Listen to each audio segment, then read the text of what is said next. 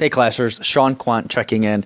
Just wanted to give an update as to how powerful this Archer Queen is. I just got her earlier today, and I did a couple raids just to see how she would be incorporated into some of my standard loot raids. I'm going to go ahead and take a look at the attack log here. We have 5 raids with the Archer Queen. So one was with the first one on the bottom is my standard DE loot raid. I threw the Archer Queen in there. She ended up getting 537 DE.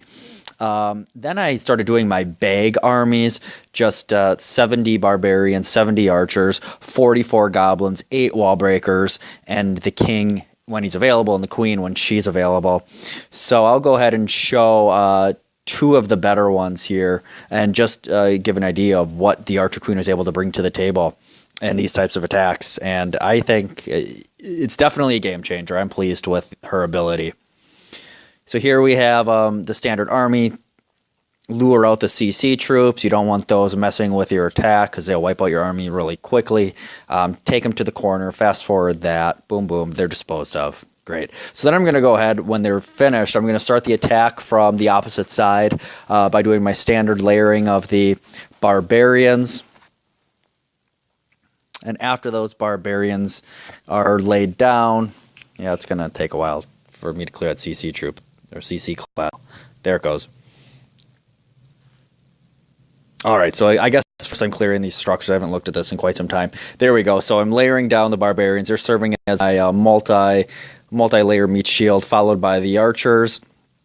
What I'm doing is clearing structures first, but then also distracting the defenses so my wall breakers can that wall. They broke the first wall, throwing down more archers and more barbarians. Then I put the Archer Queen, and I thought that was enough troops to be able to serve as a distraction to all the defenses, and it was. So I added a few more wall breakers. They break open more walls, and I think at this point I started adding the goblins in. My wall breakers broke more walls, and the Archer Queen's just standing far away and hitting this elixir storage, which I thought was great. I never had that ability before. But there goes the Archer Queen. She starts taking down some of the structures, and she does it from so far away.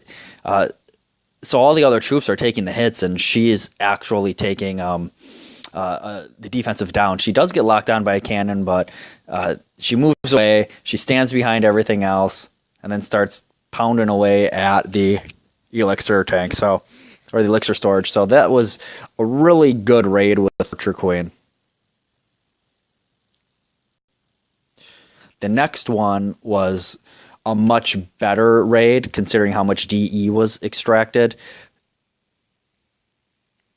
2025 DE from this raid. So this is actually a pretty hard base, and I guess I didn't mention right now. So a lot of these bases are either abandoned or they're people hiding DE. Generally rushed bases. So it's not necessarily to get the DE. Usually these bases don't get attacked by strong armies like mine. So they're not used to the DE being taken, or these bases have fallen so low that the low troops that are usually down here can't get to the nice DE in the center of the base. So what I did is I did my standard Barch and Barbarian and Archer lines. They came through. They distracted the defenses. I dropped the king early because I wanted him to start taking more hits and add more damage. And then I put the queen behind, and there she goes. She just stands behind that front line, doesn't get hit at all, and she stands from so far away and is able to start hitting structures. And here, this is where she starts focusing on the dark elixir storage when no other troops were able to access it, well, until they broke that wall. But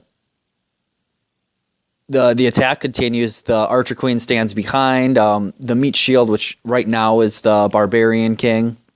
And she just starts smacking away.